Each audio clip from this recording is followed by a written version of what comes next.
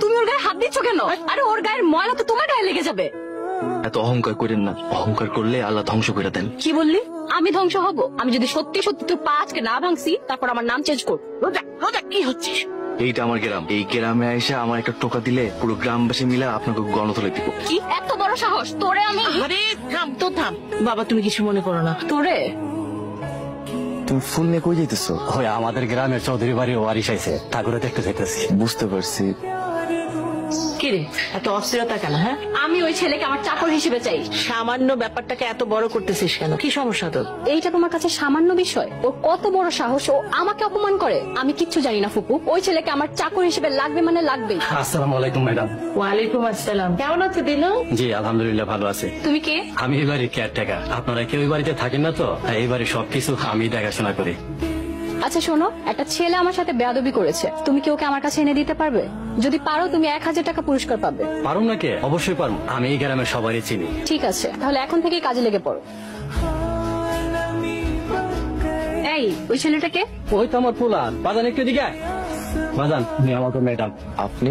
ও তার মানে তুই আমাদের কেয়ারটেকারের ছেলে? হ্যাঁ ম্যাডাম, ও তো আমারই পোলা সালাম। আপনি ওরা চিনেন নাকি? এই ছেলেটাই তো সকালবেলা আমার সাথে বেয়াদবি করেছিল। ম্যাডাম ওই আপনারা চিনতে পারে না, আপনি ওরা মাফ করে দিন। বাবা তুই ম্যাডামের কাছে মাপ চা। আমার কোনো দোষ নেই আব্বা, উনি আমার পায়ে গাড়ি তুলে দিছিল। তাতে কি হয়েছে? তোর পা তো আর ভাঙা যায় না। আর রাস্তাঘাটে চলতে গেলে এরকম একটু একটু হয়। উনি তো আমাদের চৌধুরী বাড়ির ছোট ম্যাডাম, ওনাদের ভুল ধরতে হয় না। ওনার কাছে মাপ চা। আমার মাফ করে দেন। মাফ করতে পারি, তবে এক শর্তে। যদি তুই আমার গোলামি করিস, চাকর হয়ে আমার আশেপাশে ঘুরঘুর করিস, আমি যখন যা বলবো তাই করতে হবে। যদি সব কাজ করে দিতে পারিস তাহলেই তোকে মাফ করবো। করবো ম্যাডাম করবো, আপনি যা করবেন তাই শুনবো। তুমি এখন যাও, আমি আমার নতুন চাকরকে নিয়ে ঘুরবো। আচ্ছা ম্যাডাম। এই শুনছস তো, ম্যাডামে যা করবো সব শুনবি। আর এখন থেকে কিন্তু ম্যাডামের সাথে বেয়াদবি করবি না। হ্যাঁ চাকর, তুই আমার সাথে চল। কই যাবো? কই যাবো মানে? তোকে না বলেছি মুখে মুখে কথা না বলতে? সাথে চল।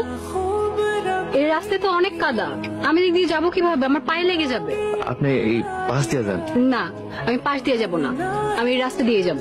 তুই এক কাজ কর, তোর শার্টটা খুলে এখানে বিছিয়ে দে। কি হলো? কথা কানে যায় না? শার্ট খুলে এখানে বিছিয়ে দে। এখানে কি করবো? আমার কাছে আর বিছানার মতো কিছু নাই ম্যাডাম। দে কিছু বিছিয়ে। কাজ কর, তোর গেঞ্জিটা খুলে দে। এখানে কি করবো? আমার কাছে আর কিছু নাই। এক কাজ কর, তোর লুঙ্গিটা খুলে দে। হাই ছেলে, তোমার কাপড় কোথায়? ফুপু, আমার সেবা করতে যেয়ে বেচারার এই হাল হয়েছে।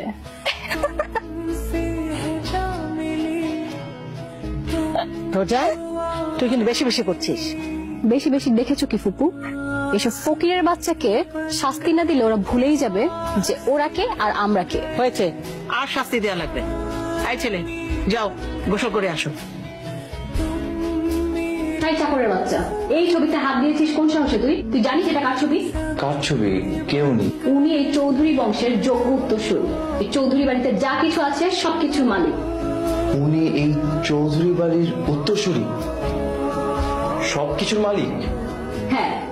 তুমি আমার প্রশ্নের জবাব দাও, তুমি আমার আসল বাপ কিনা? তুই তো কথা কইতেছ না কেন? তুমি আমার আসল বাপ কিনা? কথা কও। বাজান রে, আজকা থেকে প্রায় 20 বছর আগে এক ঝড় বৃষ্টির রাইতে তোরা আমি রাস্তায় করাইয়া পাই।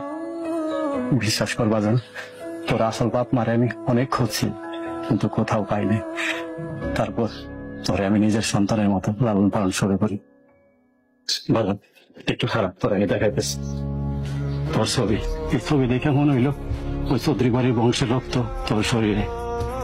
তুই চৌধুরী বাড়িতে যা, ম্যাডাম রে যা তোর আসল পরিচয় দে, আর ম্যাডাম রে কো তুই তার হারানো সন্তান।